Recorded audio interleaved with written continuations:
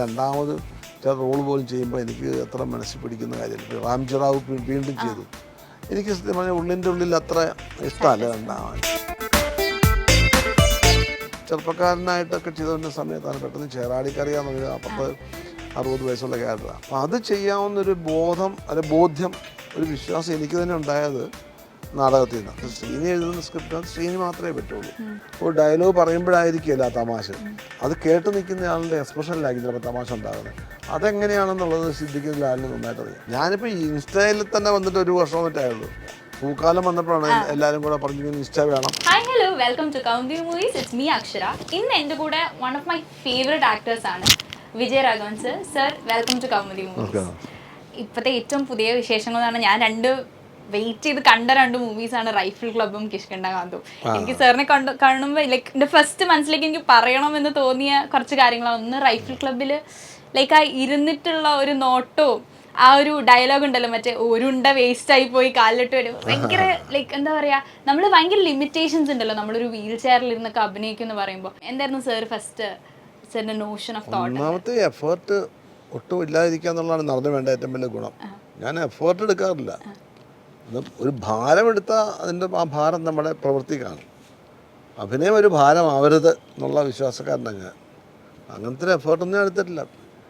പിന്നെ നമ്മളങ്ങനെ ചില ക്യാരക്ടറൊക്കെ ചെയ്യുമ്പോൾ ചില വിശ്വാസങ്ങൾ നമ്മുടെ മനസ്സിലുണ്ടാവുമല്ലോ.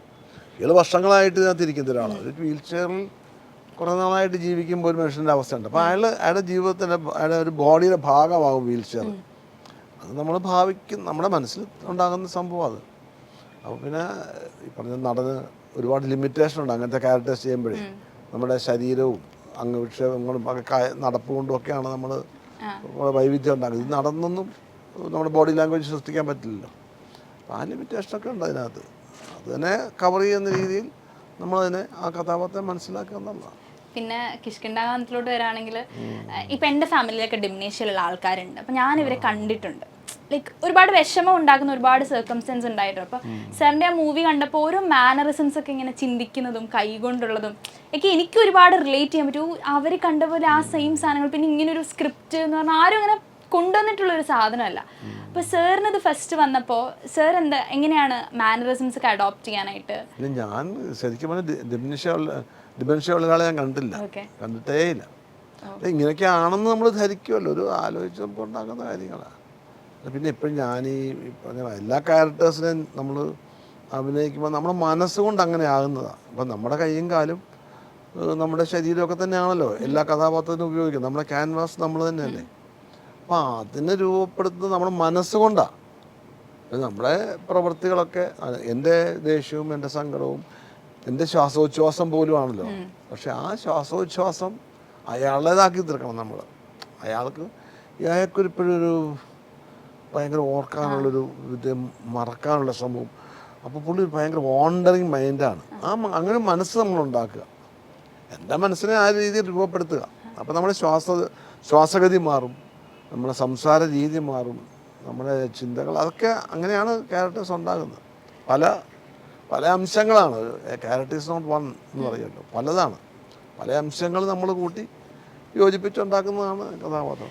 സാറ്, ഞാൻ ഒരുപാട് റിവ്യൂസിൽ വായിച്ചൊരു കാര്യമാണ് എൻ പിള്ള സാറിൻ്റെ കുറേ എന്താ പറയുക കാണാൻ പറ്റി അങ്ങനത്തെ കുറേ ഇത് എന്നൊക്കെ മാനറിസംസ് ഒക്കെ കാണാൻ പറ്റി എന്നൊക്കെ കമന്റ്സിൽ ഞാൻ മാനറിസം ഇല്ല അതിനകത്ത്, അതൊന്നുമില്ല.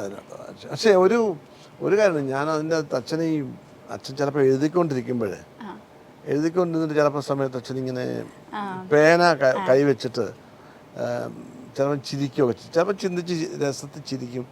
അപ്പോൾ ചെറിയ തോട്ട് പ്രോസസ്സിൻ്റെ ചിന്തിക്കുന്നതിൻ്റെ ഭാഗമായി ഇത് ഞാനൊരു എൻ്റെ സ്വിച്ചായിട്ട് ഉപയോഗിച്ചത്.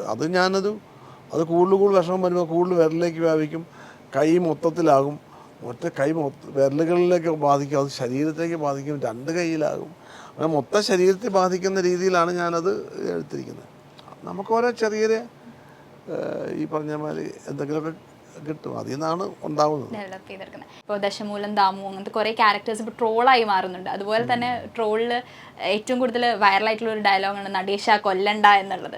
സാർ എത്രത്തോളം അപ്ഡേറ്റഡ് ആണ്, കാണാറുണ്ടോ ഇതൊക്കെ വരുന്നതൊക്കെ? അങ്ങനെയില്ല, ഞാൻ വല്ലപ്പോഴും ഇങ്ങനെ കാണുന്നേ ഉള്ളൂ. അല്ല, ഞാനിത് അധികം ഫോളോ ചെയ്യുന്ന ആളല്ല. ഞാനിപ്പോൾ ഈ ഇൻസ്റ്റയിൽ തന്നെ വന്നിട്ട് 1 വർഷം വന്നിട്ടായുള്ളൂ. പൂക്കാലം വന്നപ്പോഴാണ് എല്ലാവരും കൂടെ പറഞ്ഞിങ്ങനെ നിഷ്ഠ വേണം, നമ്മുടെ ഇതൊക്കെ അറിയാം. അങ്ങനെയാണ് ഞാൻ നിഷ്ഠ വന്നത്, അല്ലാതെ ഞാൻ നോക്കാറില്ല. അതുപോലെ തന്നെ ഞാൻ സാറിനൊരു മീം കാണിച്ചു തരാം. നമ്മള് സാറ് പണ്ട് ഇത് കണ്ടിട്ടുണ്ടായിരുന്നോ? ഒരു ഇടി സീനാണ് അത്, ഡാൻസ് മൂവ് ആയിട്ട് ഉള്ള സ്റ്റെപ്പില്. അതെയോ? അത് ഇതാ പിന്നിലാവ്, മോഹൻലാൽ, മമ്മൂട്ടി, മുകേഷ് ഒക്കെ ഉണ്ടതാണ്. എന്തെങ്കിലും മെമ്മറി റീകോൾ ചെയ്യാൻ പറ്റുന്നുണ്ടോ ആ ഒരു ഷൂട്ടിന്റെ സമയത്തും?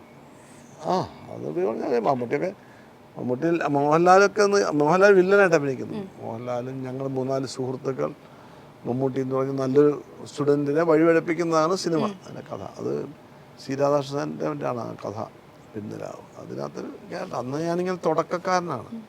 സുറുമയിട്ട കണ്ണുകൾക്ക് ശേഷം ആ സിനിമയാണ് ഞാൻ ആദ്യം ഹീറോ ആയിട്ട് അത് പൊട്ടിയതോടുകൂടി പിന്നെ ഇങ്ങനെയുള്ള വേഷങ്ങളാണ്. പിന്നെ എന്നെ അടുത്ത പടം ഇതായിരുന്നു തോന്നുന്നു, പിന്നലാവ്, ഈ ശബ്ദം, ഇന്നത്തെ ശബ്ദം. അങ്ങനെ PG വിശ്വനാഥൻ്റെ പടത്തിലാണ് ഞാൻ പിന്നെ അഭിനയിച്ചു. പിന്നെ ചന്ദ്രകുമാർ, അദ്ദേഹത്തിൻ്റെ കുറേ പടങ്ങളെ അഭിനയിച്ചു.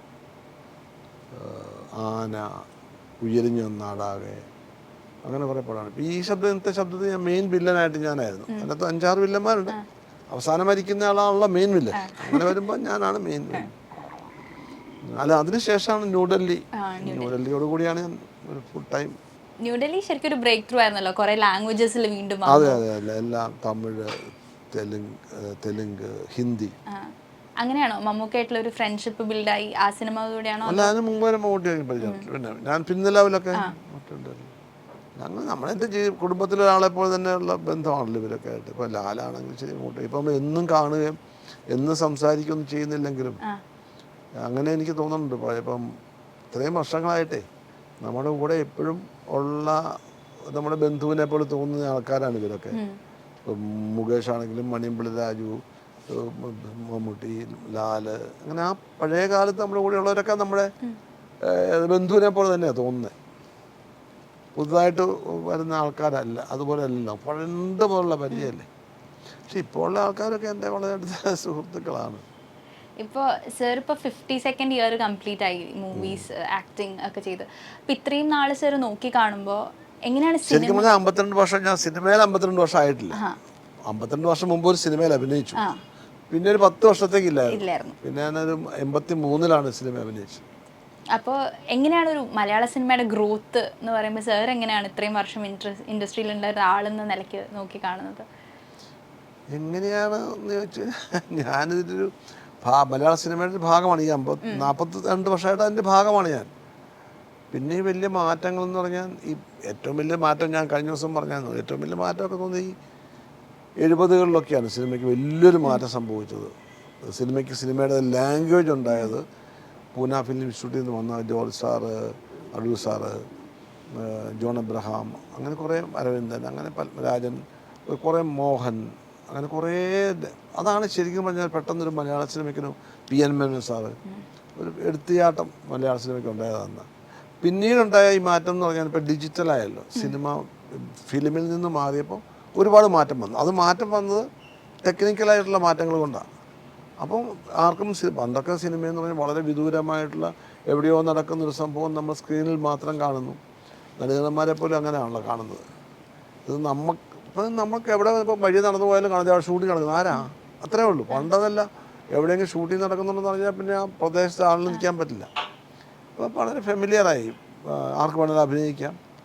അങ്ങനെ പിന്നെ ഇപ്പോൾ എടുത്തു കഴിഞ്ഞാൽ ഷോട്ട് വേണ്ട, പിന്നെ മായ്ച്ചു കളയാം, ചിലവില്ല. ഫിലിം അതല്ലല്ലോ. ഫിലിമിന് നമ്മൾ ഷൂട്ട് ചെയ്ത് കഴിഞ്ഞാൽ അത് സെക്കൻഡ് ടേക്ക് 3 എടുക്കുക, 4-ാമതെന്നൊക്കെ പറഞ്ഞാൽ ഫിലിം നഷ്ടപ്പെടുകയല്ലേ, ഭയങ്കര നഷ്ടമാണ്. അപ്പം നഷ്ടപ്പെടാതിരിക്കാൻ വേണ്ടി കുറച്ചും കൂടെ നമ്മൾ റിഹേഴ്സൽ ചെയ്തിട്ടൊക്കെയാണ് ഷോട്ട് എടുക്കുന്നത്. ഇപ്പോൾ അത് കുറച്ചും കൂടെ അനായാസമായിട്ട് എടുക്കാൻ പറ്റും. നഷ്ടങ്ങളൊന്നും ഇല്ലല്ലോ, സമയത്തിന് നഷ്ടമേ വരുന്നുള്ളൂ. കുറച്ചും കൂടെ ആൾക്കാർക്ക്. പിന്നെ ഇപ്പം ഫിലിം എന്താണെന്നുള്ളപ്പം നമ്മൾ ക്യാമറയൊക്കെ നമ്മൾ ഫോണിൽ തന്നെ ഉണ്ടല്ലോ. ഇപ്പം നമ്മൾ ഷൂട്ട് ചെയ്യുന്ന സിനിമയുടെ ക്വാളിറ്റി തന്നെ എടുക്കാവുന്ന ക്യാമറകളാണ്, പല മൊബൈലുകളാണ് നമ്മുടെ കയ്യിലുള്ളത്. അപ്പോൾ സിനിമ കുറച്ചും കൂടെ എല്ലാവർക്കും പിന്നെ സിനിമ കാണാനും ലോക സിനിമകൾ കാണാനുള്ള സൗകര്യങ്ങൾ പണ്ടതില്ലല്ലോ.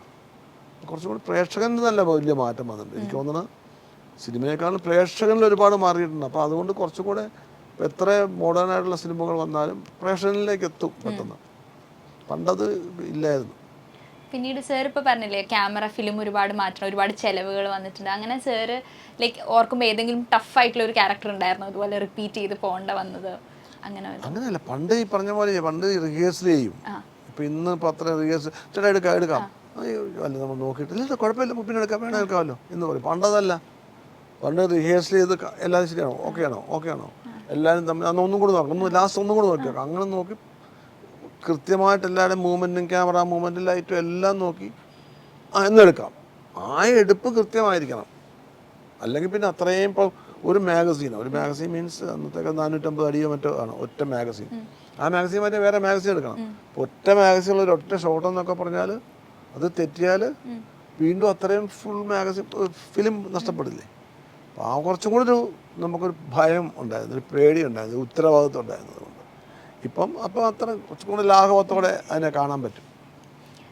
സിനിമയിൽ പണ്ടൊക്കെ എന്ന് പറയുമ്പോൾ കുറേ ടൈപ്പ് കാസ്റ്റിംഗ് ഉണ്ടായിരുന്നല്ലോ. ഇപ്പോൾ വില്ലനായിട്ട് വന്ന ആൾ വില്ലൻ വേഷങ്ങൾ തന്നെ ചെയ്തുകൊണ്ടിരിക്കുന്നു, അല്ലെങ്കിൽ നായകൻ കണ്ടിന്യൂ. ഇതൊക്കെ സാർ ഒരു മാറ്റം വരുത്തിയിട്ടുണ്ടായിരുന്നു ഇടയ്ക്ക് വെച്ചിട്ട്, വേറെ റോളുകൾ ട്രൈ ചെയ്യാം എന്നുള്ളത് എനിക്ക് തോന്നിയതാണ് പണ്ടത്തെ ഇതിൽ ഷാജി സാറിൻ്റെ ഒക്കെ പടങ്ങളിൽ. ഞാൻ ശരിക്കും പറഞ്ഞാൽ ഞാൻ ഈ വേഗലവ്യൻ എന്നുള്ള സിനിമയിൽ അഭിനയിക്കുമ്പം അന്ന് വരെ ഈ പറഞ്ഞ എല്ലാവരും ഈ പറഞ്ഞ പോലെ ഇപ്പം വില്ലനായിട്ട് ജോസ് പ്രകാശ് സാറ് അങ്ങനെ കുറേ ആൾക്കാരുണ്ടാകും, നായകനായിട്ട് അങ്ങനെ കുറേ ഫിക്സ് ചെയ്തിട്ടുണ്ട്. ഇപ്പം അമ്മാവനായിട്ടാണെങ്കിലും ചേട്ടനായിട്ടാണെങ്കിലും ഒക്കെ. അപ്പോൾ അവർ വന്നു കഴിഞ്ഞാൽ പിന്നെ കൂടുതൽ കഥ പറയേണ്ട കാര്യമില്ല. ഇപ്പോൾ ശങ്കരാടി ചേട്ടൻ വന്നാൽ അദ്ദേഹം കാരണവർ, അല്ലെങ്കിൽ വീട്ടിലൊരു അമ്മാവൻ, അങ്ങനെ എന്ന് പറയുന്ന പോലെ. അപ്പോൾ ആ കാലത്ത് ഞാനൊരു ചെറുപ്പക്കാരനായിട്ടൊക്കെ ചെയ്തുകൊണ്ട സമയത്താണ് പെട്ടെന്ന് ചേറാടിക്കറിയാന്ന് പറഞ്ഞൊരു 40-60 വയസ്സുള്ള ക്യാരക്ടർ. അതങ്ങനെ ആരും അന്ന് ചെയ്തിട്ടില്ല. അപ്പം അത് ചെയ്യാവുന്നൊരു ബോധ്യം ഒരു വിശ്വാസം എനിക്ക് തന്നെ ഉണ്ടായത് നാടകത്തിൽ നിന്നാണ്. നാടകത്തിൽ അഭിനയിക്കുമ്പോൾ വ്യത്യസ്തമായ കഥാപാത്രങ്ങൾ ചെയ്യാവുന്നുള്ള ഒരു ആർജവം എനിക്കുണ്ട്. അതിൻ്റെ വിശ്വാസത്തിലാണ് ഞാൻ ചെയ്യാമെന്ന് പറഞ്ഞതും. അപ്പോൾ ഷാജിയും രഞ്ജിപ്പണിക്ക് എന്നാൽ ശരി ചെയ്യും എന്ന് പറഞ്ഞതും അത് നാടകത്തിൻ്റെ ഒരു ബലമാണ്. അല്ല ഞാനിപ്പം ഇത്രയും വർഷമായിട്ട് സിനിമയിൽ നിൽക്കുന്നതും വ്യത്യസ്തമായ കഥാപാത്രങ്ങൾ ചെയ്യാൻ പറ്റുന്നതൊക്കെ എൻ്റെ നാടകത്തിൻ്റെ എക്സ്പീരിയൻസ് കൊണ്ട്. എന്ന് വെച്ചാൽ അത് നാടകം അതേപടി എന്നല്ല ഞാൻ പറഞ്ഞു. നാടകവും സിനിമയും എൻറ്റയർ ഡിഫറെൻ്റ് ആയിട്ടുള്ള രണ്ട് മീഡിയയാണ്. ആ മീഡിയ എന്താണെന്ന് അറിഞ്ഞിട്ട് വേണം നടന്ന് ചെയ്യാൻ. അല്ല നാടകത്തിൽ ഞാൻ അഭിനയിച്ചിട്ടുണ്ടെന്ന് പറഞ്ഞുകൊണ്ട് ഇവിടെ വന്ന് പറ്റുന്ന ബുദ്ധിമുട്ടാണ്. അല്ല അത് രണ്ടാണ്. ആ മീഡിയ രണ്ടാണെന്ന് അറിഞ്ഞിട്ട് ചെയ്താൽ ഓക്കെയാണ്. എപ്പോഴെങ്കിലും ഇനി നാടകത്തിലേക്ക് ഒരു തിരിച്ചുപോക്ക് ആലോചിച്ചിട്ടുണ്ടോ? തിരിച്ചുപോയി ഞാനിപ്പോഴും നാടകം ഭയങ്കര ഇഷ്ടപ്പെടുന്ന ആളാണ്. പക്ഷേ അങ്ങനെ നടക്കില്ല. ഒരുപാട് അത് പറഞ്ഞില്ലേ, കൃത്യമായ റിഹേഴ്സൽ ഉണ്ടാവണം. ഈ പറഞ്ഞ 24 അടി അല്ല 30 അടി വീതിയുള്ളൊരു സ്റ്റേജിൽ നിന്നുകൊണ്ട് എല്ലാവരും കൂടെ ഒന്നിച്ച് അഭിനയിക്കുക. എൻസെമ്പിൾ ആക്ടിങ് അല്ലേ. അപ്പോൾ ഞാനത് പറയുമ്പോൾ മറ്റേ ആളുടെ പ്രതികരണം. അപ്പോൾ അതൊക്കെ റിഹേഴ്സ് ചെയ്ത് അങ്ങനെ നിൽക്കാനായിട്ടുള്ള സന്നദ്ധമായിട്ടുള്ള എത്ര പേരുണ്ട് ഇപ്പോൾ. അതിന് വേണ്ടിയിട്ട് സമയം മാറ്റി വെക്കണം. ഞാനൊക്കെ അഭിനയിക്കും 10-30 ദിവസങ്ങൾ റിഹേഴ്സൽ കാണും. അങ്ങനെ ചെയ്തിട്ടാണ് എല്ലാവരും ഒന്നിച്ചു നിന്ന്. അല്ലെങ്കിൽ ഞാൻ നാളെ എൻ്റെ ഡയലോഗ് ഞാൻ പറഞ്ഞോളാം എന്ന് പറയാൻ നടക്കില്ല നാടകത്തിൽ. സിനിമയിലാകുമ്പോൾ എത്ര പ്രാവശ്യം വേണ്ടി എടുക്കാം, പിന്നെ കട്ട് ചെയ്യാൻ വേണ്ടെന്ന് വയ്ക്കാം. ഒരാളില്ലെങ്കിൽ അതൊക്കെ പകരം വേറെ സജഷൻ ആൾ നിർത്തിയൊക്കെ എടുക്കാം. നാടകത്തിൽ അത് പറ്റില്ലല്ലോ. ഇപ്പോൾ റിലീസുകൾ ഒരു ട്രെൻഡായി മാറിക്കൊണ്ടിരിക്കുന്ന സമയമാണ്. എല്ലാ പടങ്ങളും റിലീസ് ചെയ്യുന്നു. സാറിന് ഏതെങ്കിലും കാണണം എന്ന ആഗ്രഹം അല്ലെങ്കിൽ റിലീസ് ചെയ്ത് വരണം എന്ന ആഗ്രഹമുള്ളൊരു മൂവി ഉണ്ടോ? അങ്ങനെയില്ല. ഇതാ ഇപ്പോൾ കാണുന്നുണ്ടല്ലോ ആൾക്കാർ. റിലീസ് ഇല്ലെങ്കിലും ഇപ്പോൾ എല്ലാ സിനിമകളും പണ്ട് ഞാൻ അഭിനയിച്ച സിനിമകളൊക്കെ ഇപ്പോൾ OTT-യിലും അല്ല ഇതിനൊക്കെ കിടപ്പില്ലേ, യൂട്യൂബിലൊക്കെ കിടപ്പുണ്ട്. ഞാനൊരു സിനിമ അഭിനയിച്ചു കഴിഞ്ഞാൽ അത് വിട്ടു. പിന്നെ എനിക്ക് അതുമായിട്ട് ഞാൻ മനസ്സുകൊണ്ട് പിന്നെ അതിനെ കയറി. ഇപ്പം രണ്ടാമത് ചില റോൾ പോലും ചെയ്യുമ്പോൾ എനിക്ക് അത്ര മനസ്സിൽ പിടിക്കുന്ന കാര്യമില്ല. ഇപ്പോൾ റാംജിറാവു വീണ്ടും ചെയ്തു. എനിക്ക് സത്യം പറഞ്ഞാൽ ഉള്ളിൻ്റെ ഉള്ളിൽ അത്ര ഇഷ്ടമല്ല. ചെയ്യുമ്പോൾ എന്തോ അത് കഴിഞ്ഞു പോയ കാര്യം എന്ന് തോന്നും. അത് അത്രയും എനിക്ക് തോന്നുന്നു. അതാ ഒന്ന് ചെയ്താൽ പിന്നെ അത് കഴിഞ്ഞു. ഈ റാംജിറാവു പറഞ്ഞപ്പോഴാണ് ഒരു വില്ലൻ ഒരു ഡിഫറെൻറ്റ് പേഴ്സ്പെക്റ്റീവ് കൊണ്ടുവന്നൊരു സിനിമയായിരുന്നു റാംജിറാവു സ്പീക്കിംഗ് എന്ന് പറയുമ്പോൾ. ലൈക്ക് നമ്മളൊക്കെ ഒരു ജനറേഷൻ കഴിഞ്ഞിട്ട് വീണ്ടും ഇരുന്ന് കാണുമ്പോൾ പെട്ടെന്ന് ഇതുപോലത്തെ പടങ്ങൾ, ഈ റാംജിറാവു സ്പീക്കിംഗ്, പിന്നെ നമ്മുടെ മേലെ പറമ്പിൽ ആംവീടി, ഇങ്ങനത്തെ സിനിമകളൊക്കെ സത്യം പറഞ്ഞാൽ ഞാൻ ഗുജറാത്തിൽ പഠിക്കുന്ന ഒരാളാണ്. അപ്പോൾ ഞങ്ങൾക്ക് അവിടെ ഫിലിംസ് റിലീസ് എന്ന് പറഞ്ഞാൽ കുറച്ച് ദിവസം കഴിഞ്ഞിട്ട്, അല്ലെങ്കിൽ ന്യൂ ഫിലിംസ് റിലീസ് ഭയങ്കര ഇതാണ്, കുറച്ച് ബുദ്ധിമുട്ടാണ്. അപ്പം അങ്ങനെ വരുമ്പോൾ നമ്മുടെയൊക്കെ ഹോപ്പ് എന്ന് പറയുന്നത് ഈ പഴയ സിനിമകൾ ഇരുന്ന് റിപ്പീറ്റ് അടിച്ച് കാണും, ഒരിക്കലും മടുക്കൂല, ആ ഫ്രഷ്നെസ് ഇപ്പോഴും മെയിൻറ്റെയിൻ ചെയ്യുന്ന പടങ്ങളാണ്. So when you look back ഇപ്പോഴത്തെ പടങ്ങൾ ചേർന്ന് നോക്കുമ്പോൾ how do you feel like ആ ഒരു അല്ല അത് അതിൻ്റെ ആ സിനിമയുടെ 100% ക്രെഡിറ്റും അതിൻ്റെ ഡയറക്ടർക്കും അതിൻ്റെ സ്ക്രിപ്റ്റ് റൈറ്ററായ സിദ്ദിഖ് ലാലിനാണ്. അന്ന് വരെ ഇല്ലാത്ത രീതിയിൽ ഒരു ഹ്യൂമറുണ്ട് അതിനകത്ത്. ഒരു ഒരു ഡയലോഗുകളും സിറ്റുവേഷൻ കൊണ്ട് ഇങ്ങനെ ഇങ്ങനെ ഒരു മാല കോർക്കുന്ന പോലെ കൊരുത്തുണ്ടാക്കിയത്. അപ്പോൾ അതിൻ്റെ ഒരു ഇഴ പോലും മാറ്റി വയ്ക്കാൻ പറ്റില്ല, അത്ര പാക്ഡാണ്. അതവരുടെ ബ്രില്യൻസ്. അത് സിദ്ദിഖിൻ്റെ ലാലിൻ്റെ മാത്രം സിനിമയാണ്. അത് അവരുടെ സിനിമകളൊക്കെ നോക്കിയാൽ അറിയാം, അവർക്ക് മാത്രം പറ്റുന്ന. അതുപോലെയാണ് ഇപ്പം ശ്രീനിവാസൻ സ്ക്രിപ്റ്റ് എഴുതി കഴിഞ്ഞാൽ അതിനകത്ത് ഒരു സീൻ പോലും വേറെ ആൾക്ക് എഴുതാൻ പറ്റില്ല. അത് ശ്രീനിവാസന് മാത്രമേ എഴുതാൻ പറ്റുള്ളൂ. ബാക്കി പലരും എഴുതുമ്പോൾ ചിലപ്പോൾ വേണം 2-3 സീൻ വേറെ ആൾ എഴുതിയാലും അവർ അറിയില്ല. പക്ഷെ ശ്രീനി എഴുതുന്ന സ്ക്രിപ്റ്റ് അത് ശ്രീനി മാത്രമേ പറ്റുള്ളൂ. എന്ന് പറഞ്ഞ പോലെ സിദ്ദിഖ് ലാലിൻ്റെ പടങ്ങളിൽ അവരുടെ സിറ്റുവേഷൻസ് ഉണ്ടാക്കുന്നത് അവർക്കേ പറ്റുള്ളൂ. പിന്നെ അവർക്ക് വേറെ ഒരു വലിയ പ്രത്യേകത ഉള്ളതെന്ന് വെച്ചാൽ ഇപ്പം നമ്മൾ തമാശ പറയുമ്പോൾ, ഇപ്പം ഞാനൊരു തമാശ പറഞ്ഞു, ആ തമാശ വേണം വേറെ ആൾക്ക് പറയാം. വേറെ ഇന്നസെൻറ്റിൻ്റെ പറഞ്ഞ തമാശ ഞാൻ പറഞ്ഞാൽ കേൾക്കുകയില്ല, മുകേഷ് പറയുന്ന തമാശ ഞാൻ പറഞ്ഞാൽ കേൾക്കുകയില്ല എന്ന് പറഞ്ഞ പോലെ ഓരോരുത്തർക്കും തമാശ പറഞ്ഞ രീതിയുണ്ട്. അത് പറയുന്നതിൻ്റെ വോക്കൽ ട്രിക്കറിയാണ്, അല്ലെ അത് പ്രസൻറ്റ് ചെയ്യുന്ന രീതിയുണ്ട്. വോയിസ് കൾച്ചറിങ് ഉണ്ട്, പെർഫോമൻസ് ഉണ്ട്, പല പല രീതിയുണ്ട്. ഇന്നസെൻറ്റിൻ്റെ ഒക്കെ പെർഫോമൻസും കൂടെ ഉണ്ട് അതിനകത്ത്. അത് പലർക്കും പല രീതിയാണ്. അതുപോലെ സിനിമയിൽ ഇപ്പം നമ്മളൊരു തമാശ എന്ന് പറഞ്ഞ സീൻ എഴുതി വെച്ചാൽ അത് പറയുമ്പോൾ തമാശ, അത് എടുക്കുമ്പോൾ നമ്മൾ കാണുമ്പോഴാണ് തമാശ ഉള്ളത്. ഇപ്പോൾ ഒരാൾ ഒരു ഡയലോഗ് പറയുമ്പോഴായിരിക്കില്ല ആ തമാശ, അത് കേട്ട് നിൽക്കുന്ന ആളുടെ എക്സ്പ്രഷനിലായിരിക്കും ചിലപ്പോൾ തമാശ ഉണ്ടാകുന്നത്. അതെങ്ങനെയാണെന്നുള്ളത് സിദ്ദിഖിന് ലാലിന് നന്നായിട്ട് അറിയാം. അത് ഞാൻ സിനിമയെ കണ്ടതിൽ അവർക്കാണ് വളരെ, അവർ സത്യനന്ദിക്കാട്, ശ്രീനിവാസൻ, അങ്ങനെ കുറച്ച് ആൾക്കാരുണ്ട്. അവർക്ക് തമാശ എങ്ങനെയാണ് സിനിമയിൽ പ്രസൻറ്റ് ചെയ്യേണ്ടതെന്നറിയാം. നമ്മൾ തമാശ പറയുന്നത് പോലെ തമാശ എങ്ങനെയാണ് കാണിക്കേണ്ടത്, അത് കണ്ടാൽ എങ്ങനെ പ്രേക്ഷകൻ ചിരിക്കുന്നത്. ചിലപ്പോൾ ഡയലോഗിലായിരിക്കുമല്ലോ ചിരിക്കുന്നത്, അയാൾ പറയുന്ന ആ സിറ്റുവേഷൻ മറ്റൊരാൾ കണ്ടുകൊണ്ടിരിക്കുമ്പോഴായിരിക്കും തമാശ ഉണ്ടാകുന്നത്, മറ്റൊരാളുടെ കാഴ്ചയിലായിരിക്കും. അങ്ങനെ പല രീതിയുണ്ട്. അല്ല അത് അവരതിനകത്ത് വളരെ വിദഗ്ധരായിരുന്നു, മിടുക്കന്മാരായിരുന്നു, അതാണ് കാര്യം. പിന്നെ അപ്പിയറൻസും ഉണ്ടല്ലോ. ഇപ്പൊ രാംജറാവ് സ്പീക്കിങ്ങിലൊക്കെ ആളുടെ മറ്റേ മുടി ഇങ്ങനെ ആക്കി ഇവിടുന്ന് എടുത്ത് മീശ, ഇതൊക്കെ നമ്മൾ പെട്ടെന്ന് നോട്ട് ചെയ്യണ ഒരു ഇതല്ലേ. ഞാൻ എല്ലാ ക്യാരക്ടേഴ്സിലും ഈ പറഞ്ഞ പോലെ ഞാൻ തന്നെ, എന്നാൽ എനിക്ക് എന്നെ വിശ്വസിപ്പിക്കാൻ പറ്റുള്ളൂ. ഞാൻ വിശ്വസിക്കണമല്ലോ ഈ കഥാപാത്രം ഇന്നതാണെന്ന് ഞാൻ വിശ്വസിക്കണം. ഞാൻ വിശ്വസിച്ചാലേ പ്രേക്ഷകൻ വിശ്വസിക്കുള്ളൂ. മേക്ക് ബിലീഫാണല്ലോ ആ വിശ്വസിപ്പിക്കൽ. ഞാൻ സ്വയം വിശ്വസിക്കണം ഞാനിതാണ്, എന്നിട്ടാണ് ഞാൻ അഭിനയിക്കേണ്ടത്.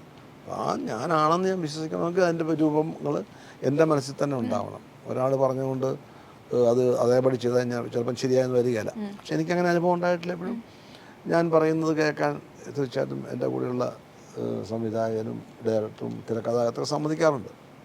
അതാണ് എൻ്റെ ഒരു ഭാഗ്യം. അപ്പോൾ ഈ പുതിയ ഫിലിംസിലേക്ക് കിഷ്കിണ്ടാമോഹൻ്റെ കാലം കാണുന്ന പോലത്തെ പടങ്ങളിലൊക്കെ എങ്ങനെയാണ് എന്തെങ്കിലും അപ്പിയറൻസിൽ? അതൊക്കെ ഞാൻ തന്നെ ചെയ്യും. ഞാൻ തന്നെയാണ് പറയുന്നത്, എൻ്റെ മുടി ഇങ്ങനെ വെട്ടാം, ഞാൻ തന്നെ വെട്ടും. അല്ല മുടി വടിക്കാം. ഇപ്പം പൂക്കാലത്തിനകത്താണ് മുടി ഞാൻ ഫുൾ വടിച്ചു. അത് ഇന്ന പോലെയൊക്കെ ചെയ്യാം. പിന്നെ ചെയ്യുന്നത് അവരായിരിക്കും, പക്ഷെ നമുക്ക് ഏകദേശം അതിൻ്റെ രൂപത്തിനെ പറ്റിയുള്ള ധാരണ എനിക്ക് വേണം. അല്ല വേറെ ആളൊരു വിഗ്ഗും വെച്ച് വന്നിട്ട് ഇതാന്ന് പറഞ്ഞാൽ നമുക്ക് ആകുകയില്ല. ഞാൻ തന്നെ വിശ്വസിക്കുന്നത്.